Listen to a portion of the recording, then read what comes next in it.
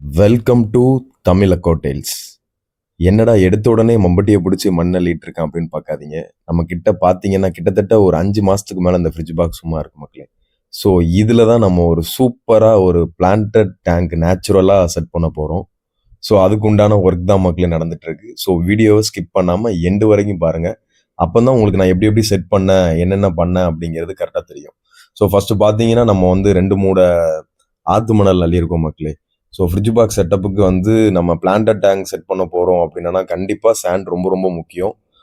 நார்மலாக செட் பண்ண போறீங்கன்னா நீங்கள் ஸ்டோனை வச்சும் பண்ணிக்கிடலாம். ஸோ நம்ம வந்து பிளான்டடாக கீழே எல்லாமே பிளான் செட் பண்ணி இது பண்ண போகிறதுனால அப்படி செட் பண்ணியிருக்கோம். So first of all main thing என்னன்னு பார்த்தீங்கன்னா மண்ணை நல்லாவே கழுவிடணும் மக்களே.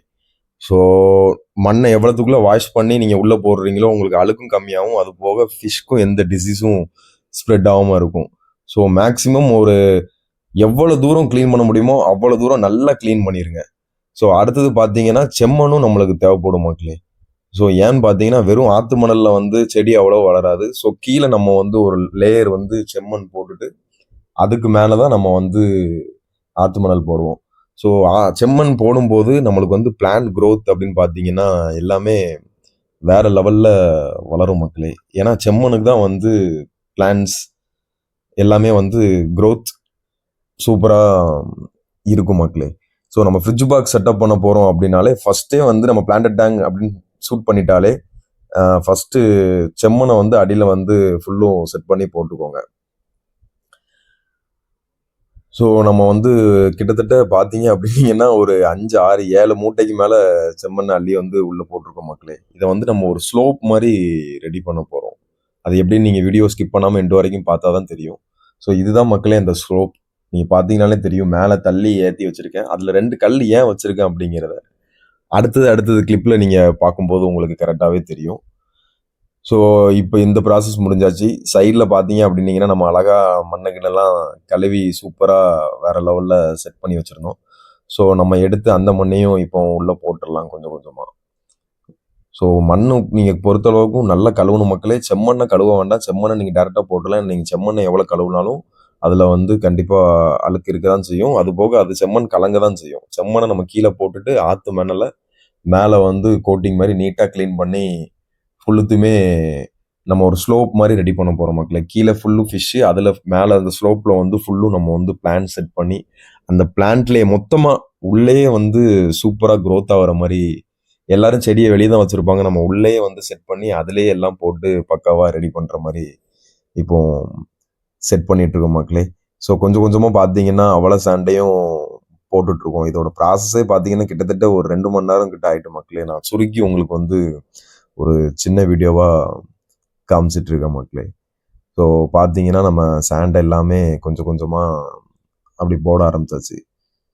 ஸோ சாண்ட் வந்து நீங்கள் கொஞ்சம் வந்து அந்த ஈரப்பதத்திலே போட்டுருங்க. அப்போ தான் வந்து உங்களுக்கு கொஞ்சம் நல்லா இருக்கும். சாண்டை நல்லா கழுவி காய வச்சிடாதீங்க.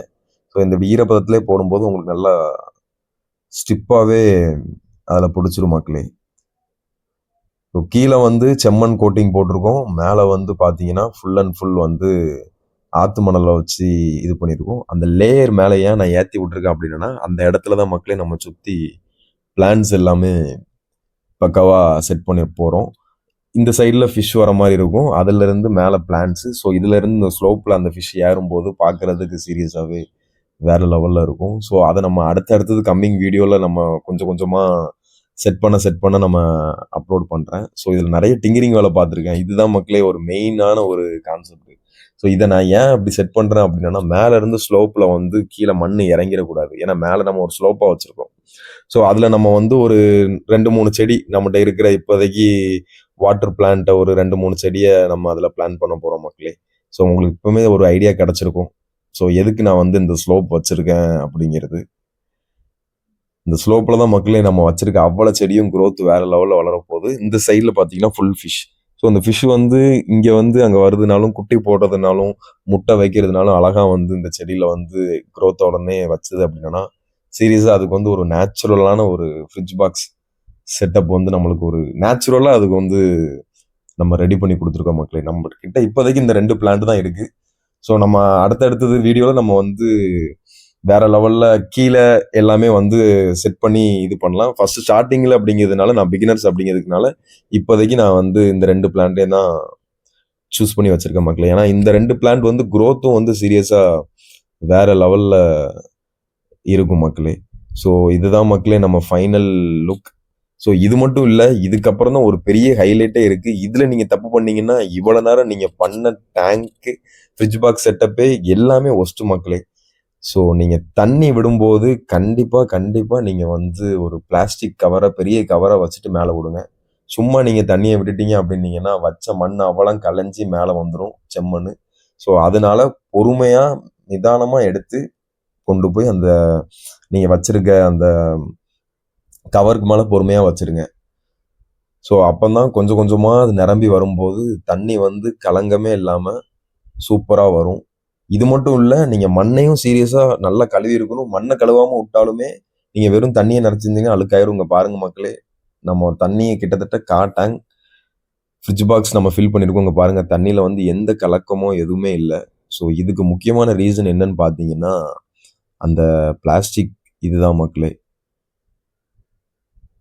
ஸோ இந்த டேங்க்ல என்னென்ன ஃபிஷ் விடலாம் அப்படிங்கிறதையும் மறக்காம கமெண்ட் செக்ஷன்ல கமெண்ட் பண்ணிருங்க. இதோட அப்டேட்டை நான் அடுத்தடுத்தது போடுறேன். இதோட செட்டப்பை நம்ம வேற லெவல்ல கொண்டு வரும் மக்களே. ஸோ உங்களோட சப்போர்ட் எனக்கு ரொம்ப ரொம்ப முக்கியம். ஸோ ஃபுல்லும் ஃபில் பண்ணி முடிச்சதுக்கப்புறம் பார்த்தீங்கன்னா நம்ம தொட்டி இப்படிதான் மக்களே இருக்குங்க. பாருங்க எவ்வளோ ஒரு கிறிஸ்டல் கிளியரா இருக்குன்னு பாருங்க மக்களே. ஸோ உங்களுக்கு ஃபர்ஸ்டே சொன்னேன், உங்களுக்கு பார்த்தாலே தெரிஞ்சிருக்கும். ஸோ அந்த பிளாஸ்டிக் வச்சு நம்ம தண்ணியோட போய் தான் அதில் கரெக்டாக இருந்திருக்கு. ஸோ நம்ம லாஸ்ட்டாக பார்த்தீங்கன்னா ஒரு மணி பிளான்ட்டும் அதில் செட் பண்ணியிருக்கோம் மக்களே. ஸோ இந்த வீடியோ பிடிச்சிருந்தது அப்படின்னா நம்ம சேனலை மறக்காமல் சப்ஸ்கிரைப் பண்ணிக்கோங்க. இதோட அப்டேட்டை அடுத்தடுத்து பார்க்கலாம். நன்றி மக்களே.